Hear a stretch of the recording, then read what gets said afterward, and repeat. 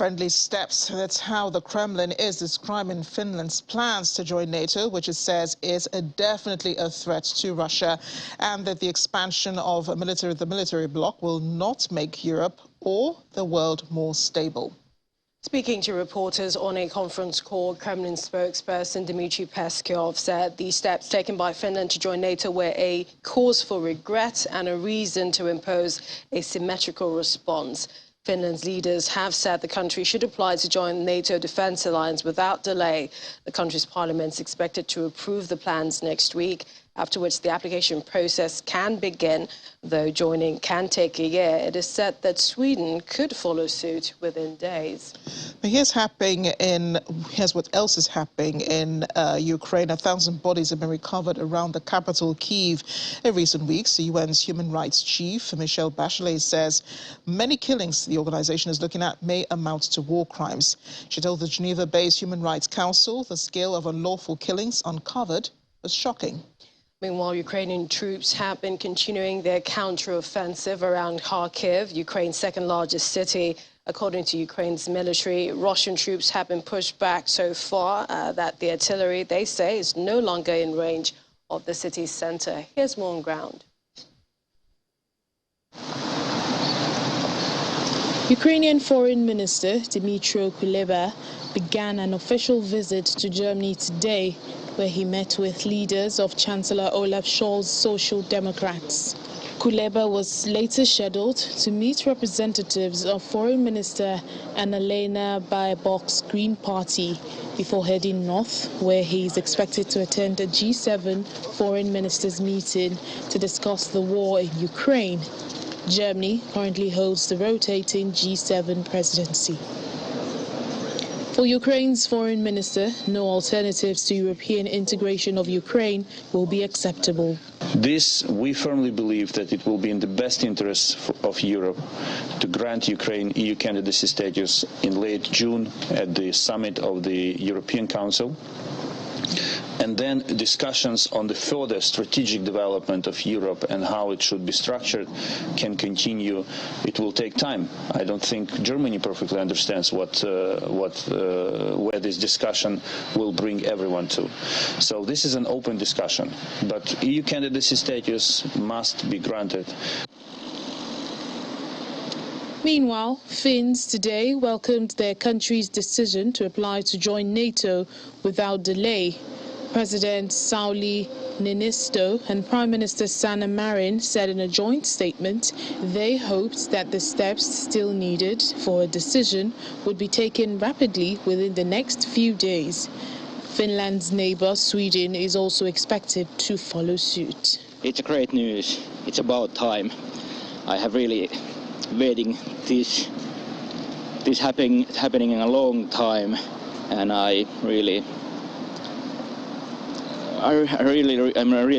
happy about that, and I think it's a great thing because it will bring more safety to Finland against Russian aggression, and it also shows Russian that there is consequences what you do, and now Finland can make it decision by itself without any Russian attempts. Well, I think we should, because this is the best security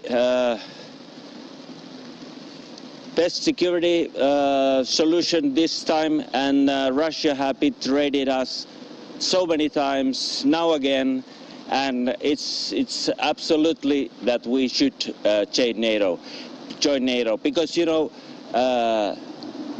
Putin started it, so he is affecting that we are joining NATO now. Yes, right? That's Putin's fault, actually, the whole thing. 3 months almost now, the Ukrainian people are suffering and everything. In response, the Kremlin says that Finland's move to join NATO was definitely a threat to Russia, and that the expansion of the military bloc would not make Europe or the world more stable. Speaking to reporters on a conference call, Kremlin spokesperson Dmitry Peskov said the steps taken by Finland to join NATO were cause for regret and a reason to impose a symmetrical response. According to the UN Human Rights Chief, thousands of bodies have been recovered in the area of the Ukrainian capital Kiev in recent weeks, and that many of the violations it is verifying since the Russian invasion may amount to war crimes. Michelle Bachelet told the Geneva-based Human Rights Council via a video address that the scale of unlawful killing, including indications of summary executions in areas to the north of Kiev, is shocking. The Human Rights Council will decide on today whether to task investigators with an official probe into the events that occurred in Kiev and other regions in February and March. Over in Zaporizhzhia, doctors at a military hospital in the southeastern city have had to start staying on site for days at a time as waves of casualties are rushed to them for treatment from frontline areas nearby. The UN human rights body cautions the number of civilian casualties is likely much higher due to the inaccessibility of areas with intense fighting. They do the stabilization, the first care, and then they send them to the west to be taken care. And like this, they are ready to take some more for the following days. And actually, we can see that these last few days, the number increased. It appears there is no immediate sign of relief for Ukraine's health system. Joining us now is international affairs analyst Dele Ogun. He is in the UK. Dele, thank you for joining us on the program today. Pleasure to be here. Let's begin with developments from Ukraine and the possible new members that may be joining NATO. Finland's foreign minister says Russia's invasion of Ukraine was the turning point for his country, upending decades of public support for non-military alignment. Interestingly, Pekka Haavisto used to be an outspoken advocate of closer engagement and cooperation with Russia. What do you make of this turnaround? Well, there's a lot of groupthink going on in this world of ours, and groupthink is very dangerous. We need much more independent thinking. This is the problem with gangs. When you have a war gang like NATO that's so powerful, its raison d'etre is war. And recruiting more and more members into the gang can only expose the rest of us to the trials and tribulations of conflict. It's curious that it is now that Finland now sees the need to join NATO.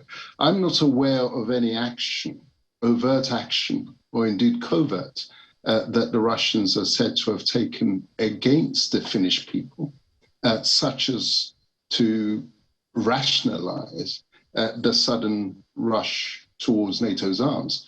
What I rather suspect is that NATO, being a very powerful organization, has a lot of leverage, and economics is a big part of that exercise. And I suspect it's much more pressure that has been put on the Finnish government in order for them to align. We must remember that when Zelensky of Ukraine was running for office, the agenda that he sold to his people was warmer, closer relationship with Russia. What changed? It seems a remarkable echo of the Finnish position. As you just said, historically, they were always advocating a warmer, more constructive relationship with Russia. And then all of a sudden, everybody's changing course. Gangs are always dangerous. War gangs are particularly dangerous. And we are in a very difficult period where we need many more non-aligned voices speaking out. I don't trust the leadership of this world to the European powers. They've been responsible for far too many wars between themselves, which have dragged the rest of the world into conflict. over and over and over again. And it seems that we're at that crossroads once more. And there's a real prospect that other parts of the world will be dragged in due course. Pretty interesting analysis there. NATO chief Jens Stoltenberg is ready to welcome Finland and even Sweden warmly into the alliance, where, of course, members are pledging to defend each other. Do you wonder why, the same courtesy is not being granted to Ukraine? Well, Ukrainians have to understand that they are the sacrificial lamb. This is a nuclear chess game that is being played. And like in any chess move, there are pawns that you will sacrifice in order to make the larger strategic moves. Ukrainians clearly have been identified as the first sacrificial pawns, which would then make it easier for others to make the move into NATO. But my expectation is that if the Finns, because they do share a border with Russia, and they are a significant country, not like Latvia or Estonia, were not perceived by Russia as a threat, even though they do border Russia. If Finland, that is a significant state, was to make the move of joining NATO, you would expect consistency from the Russians in the same way as they've dealt with the Ukrainian situation.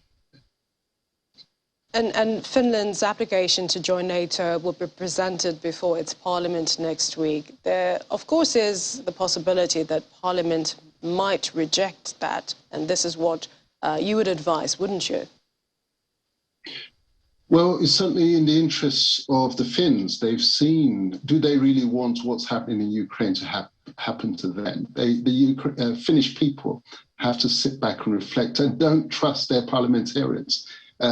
Parliamentarians can be gangsters in these exercises. Once they've got the mandate, they go off and cut the deals and do whatever they like. It's really for the people of Finland to reflect and ask themselves, what is it that Russia has done to Finnish people, or what threats has it made to Finland in order now to justify the move into NATO? Because rest assured, as I've said before, if you are proposing to join a gang whose purpose appears to be war against Russia, and I say that because why was the invitation when Russia applied to join NATO?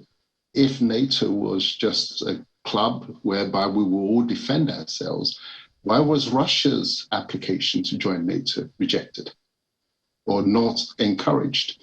So it is a chess game, as I say, that they're playing, and the Finnish people need to ask themselves whether it would actually advance their cause to join such a war gang. Interestingly, we just saw a report about some Finnish who say that, looking at what is happening in Ukraine, they don't want it to happen to Finland, and so they are in support. But neighboring Sweden, the public support for joining the alliance seems to be a little less enthusiastic. Why do you think this is the case? Well, Sweden has always, if you think back to the First World War and the Second World War, Sweden maintained a neutral position of neutrality, and that neutrality was respected. Sweden doesn't actually border Russia in any way. So again, I'm not aware of anything that can be pointed to as being Russian threats against the Swedish people or Sweden. And so with their history of neutrality, I would expect the Swedes to exercise a greater degree of caution and put their own interests at the fore rather than simply following the crowd. As I said earlier, there's far too much groupthink around. You need much more independent thinking, not just at the governmental level, but each and every one of us, citizens of this world. Why should these characters who have been responsible for so many wars, conflagrations that have consumed the world, why should they be playing nuclear chess with our lives. Well, Russia says it's preparing, for these countries. They will be receiving, the same measures that have been meted out on Ukraine. I'm talking about Finland and Sweden. What do you think that will be like, Russia's reaction to Sweden and Finland's when they finally become members of NATO? What would Russia's reaction, the promise that he says, and should Russia still be, watched when it comes to this sort of situation? Well, the reaction will, of course, come before they join NATO, because, of course, once they join NATO, if Russian action was to be taken at that point, after they've become members, then NATO would have to attack Russia. And then we'll be back in the World War stage. So any action, just like the Ukraine situation, any action that Russia was to take would be taken before they actually become members. And again, I repeat myself, it is for these countries, and particularly the citizens. Governments are far too irresponsible these days because democracy has broken down right across the board. It's the power of money that is actually governing our world. And citizens need to, if you like, take back control and speak out and voice their concerns about these developments before it is too late. And Europe will never be the same again when this war is over, that's for sure. So to what extent will these power blocks that already exist, to what extent will they hold? Well, they've gone, haven't they? Many things have gone already. Globalization is over. When you think about all the economic sanctions that have been imposed on Russia, complete shutdown of the financial networks that were joining the world up, that's gone. The world has been divided now very much between the Germanic peoples of the West and the rest. So you've got the Slavs on one side and the rest of the world, and you've got the Germanic peoples on the other side. And all their offshoots in England and America and all the rest of that. What they've succeeded in doing, they've moved the Berlin Wall from Berlin now to Ukraine. There we were all celebrating the collapse of the taking down of the Berlin Wall to bring peoples together, mutual coexistence, living in peace. And I remember the celebrations when the wall came down. But these characters have reconstructed it because war is their way of life. And this is why we Africans really need to step up, because as long as the world is run by those whose DNA is simply warfare, they sold us the narrative that Africans were always killing themselves. These ones are always killing themselves, and not just themselves, they end up killing others, the rest of us in the process. And now we're at the risk of nuclear war. Africa really has to step up to the mark, otherwise they will drag us in once more. Dilogun, it's been a real pleasure speaking with you. Some very interesting analysis on the issue. Thank you again. Thank you very much. Coming up on The World Today.